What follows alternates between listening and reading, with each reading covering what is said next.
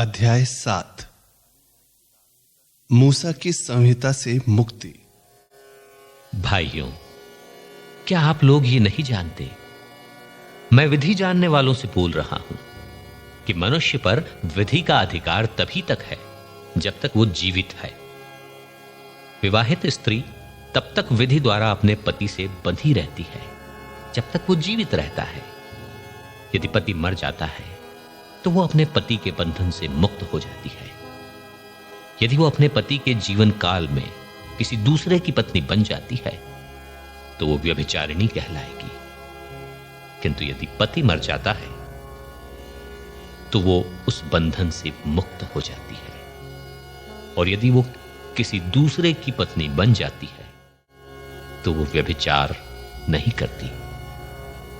मेरे भाइयों, आप लोग भी मसीह के शरीर से संयुक्त होने के कारण संहिता की दृष्टि में मर गए और अब किसी दूसरे के अर्थात उसके हो गए हैं जो मृतकों में से जी उठे। ये इसलिए हुआ कि हम ईश्वर के लिए फल उत्पन्न करें। जब हम अपने दैहिक स्वभाव के अधीन थे तो संहिता से प्रेरित पापमय वासनाएं हमारे अंगों में क्रियाशील थीं और मृत्यु के फल उत्पन्न करती थीं। किंतु अब हम उन बातों के लिए मर गए हैं जो हमें बंधन में जकड़ती थीं। इसलिए हम संहिता से मुक्त हो गए हैं। इस प्रकार हम पुरानी लिखित संहिता के अनुसार नहीं बल्कि आत्मा के नवीन विधान के अनुसार ईश्वर की सेवा करते हैं। संहिता का प्रयोजन। क्या इसका अर्थ यह है कि संहिता पाप है? एकदम नहीं। फिर भी संहिता के द्वारा ही पाप का पता चला। यदि संहिता ने नहीं कहा होता लालच मत करो, तो मैं ये नहीं जानता कि लालच क्या है। इस आज्ञा से लाभ उठाकर पाप ने मुझ में हर प्रकार का लालच उत्पन्न किया। संहिता के अभाव में पाप निर्जीव है। एक समय था जब संहिता नहीं थी और मैं जीवित था, किंतु आज्ञा के आने से पाप का जन्म हुआ और मैं मर गया। इस प्रकार वो आज्ञा जिसे जीवन की ओर ले जाना चाहिए था मेरे लिए मृत्यु का कारण बनी, क्योंकि पाप ने आज्ञा से लाभ उठाकर मुझे धोखा दिया और आज्ञा के द्वारा मुझे मार दिया। इस प्रकार हम देखते हैं कि संहिता पवित्र है और आज्ञा पवित्र, उचित एवं कल्याणकारी। तो जो बात कल्याणकारी थी, क्या वो मेरे लिए मृत्यु का कारण बनी? एकदम नहीं।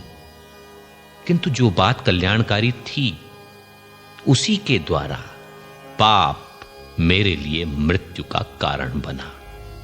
इस प्रकार पाप का वास्तविक स्वरूप प्रकट हो गया और वो आज्ञा के माध्यम से बहुत अधिक पापमय प्रमाणित हुआ।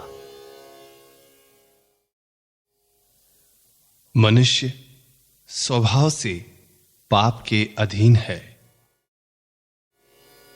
हम जानते हैं कि संहिता आध्यात्मिक है, किंतु मैं प्राकृतिक और पाप का दास हूं। मैं अपना ही आचरण नहीं समझता हूं, क्योंकि मैं जो करना चाहता हूं वो नहीं बल्कि वही करता हूं जिससे मैं घृणा करता हूं। यदि मैं वही करता हूं जो मैं नहीं करना चाहता तो मैं संहिता से सहमत हूं और उसे कल्याणकारी समझता हूं, किंतु मैं करता नहीं रहा बल्कि करता है मुझ में निवास करने वाला पाप। मैं जानता हूं कि मुझ में अर्थात मेरे दैहिक स्वभाव में थोड़ी भी भलाई नहीं, क्योंकि भलाई करने की इच्छा तो मुझ में विद्यमान है, किंतु उसे कार्यान्वित करने की शक्ति शक्ति नहीं है। मैं जो भलाई चाहता हूं वो नहीं कर पाता, बल्कि मैं जो बुराई नहीं चाहता वही कर डालता हूं। किंतु यदि मैं वही करता हूं जिसे मैं नहीं चाहता, तो करता मैं नहीं हूं, बल्कि करता है मुझ में निवास करने वाला पाप।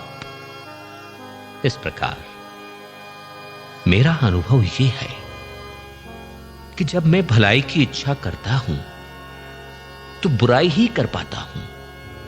मेरा अंतर्मन ईश्वर के नियम पर मुग्ध है, किंतु मैं अपने शरीर में एक अन्य नियम का अनुभव करता हूं जो मेरे आध्यात्मिक स्वभाव से संघर्ष करता है और मुझे पाप के उस नियम के अधीन करता है जो मेरे शरीर में विद्यमान है।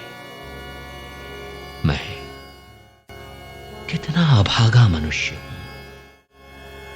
इस मृत्यु के अधीन रहने वाले शरीर से मुझे कौन मुक्त करेगा? ईश्वर ही हमारे प्रभु ईसा मसीह के द्वारा। ईश्वर को धन्यवाद।